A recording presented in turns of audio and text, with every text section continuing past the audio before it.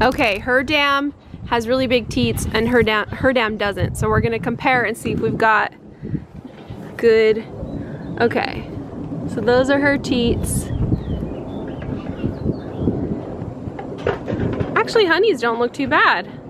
Maybe we finally got the good long teats. Okay guys, it's finally time to share which of the baby goats we're going to raise up this year. Now, I had some initial predictions on who I liked in the very beginning, but I wanted to hold off and see them grow a bit and develop before I made, you know, that final decision. Let me just give a disclaimer on what raising up means.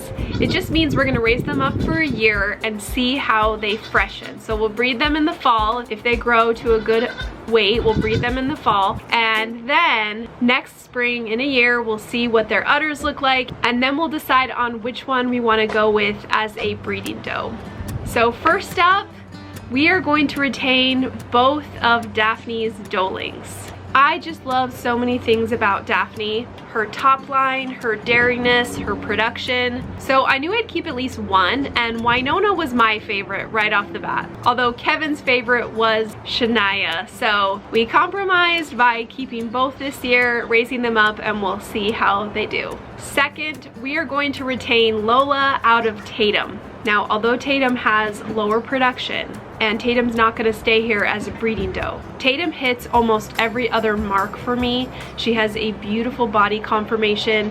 Her top line is nice and level. Her front assembly is great. She's long, she's wide. She has decent udder attachments. She just doesn't have that production. But Finnick, his strength is the production and that strong front assembly. So we're going to take a risk and hope that Lola has an improvement over Tatum. Another factor in raising her up is her litter mate Tucker. He is by far the best kid out of all the kids here, body conformation wise. He is so uphill, so level, so wide in the rump that if he didn't come from Tatum, I would have absolutely kept him as a buck. The problem with taking a risk on a buck with a dam or a mother that doesn't have a very good udder or production is that it takes at least 2 to 3 years to really see what that buck produces, and if that buck carries better genetics than his dam. So we would have to raise Tucker up,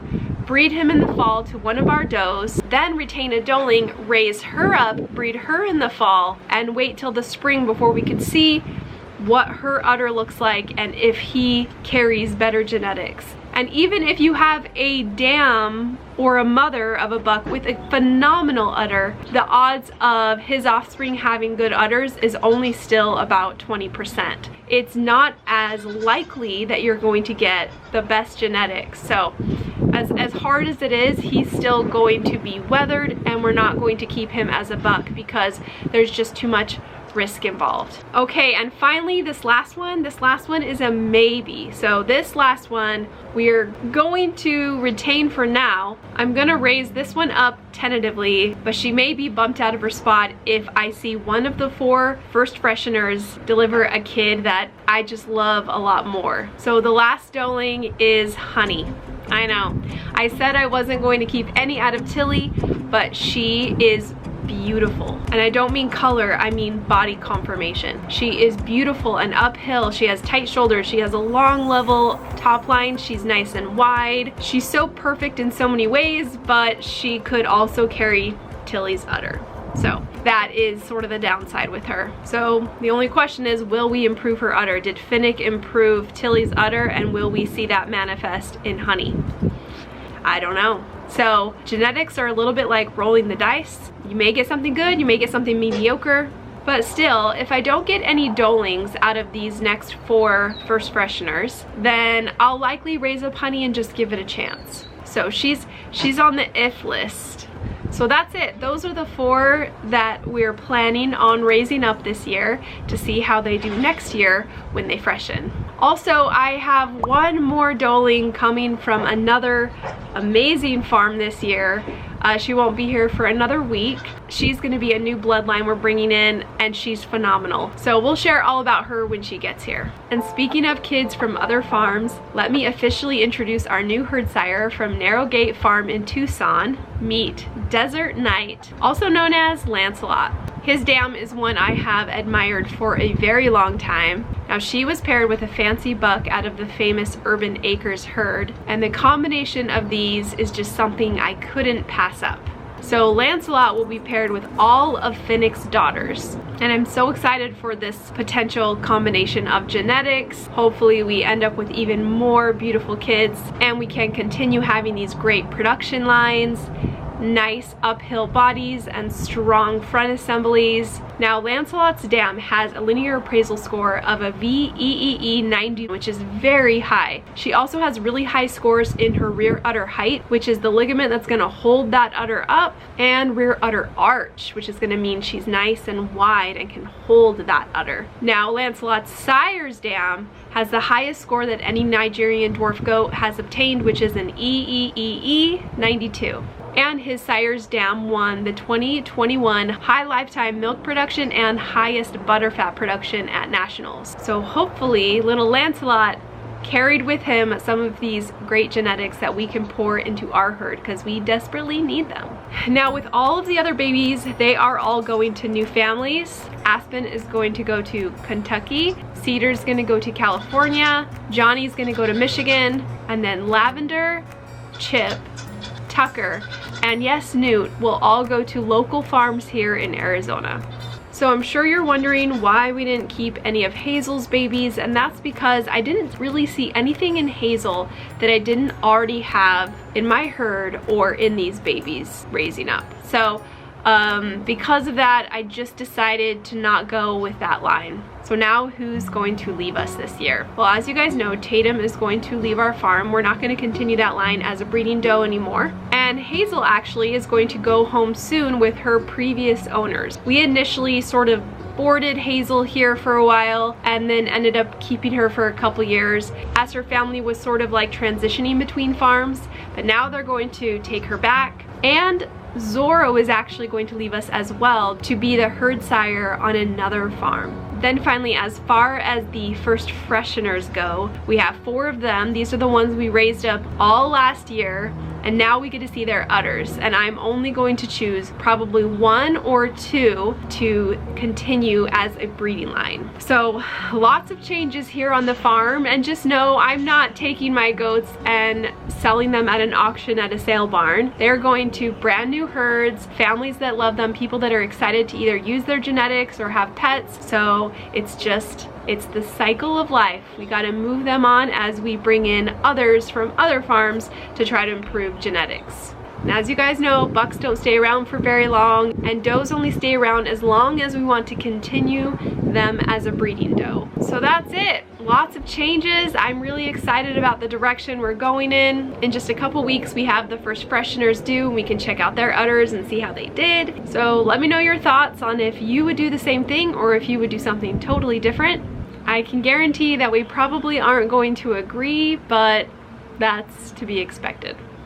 All right, Lydia, you happy with the choices? Yeah, I'm pretty happy because my favorite is in there. All right, which one's your favorite? Definitely Lola now. I've changed my mind. Because if you notice, look at all these goats that are crawling all over me, and Lola's just over there doing her own thing. Yeah, she is definitely not as much of a jerk. Although, hold on, here she comes over. Watch out.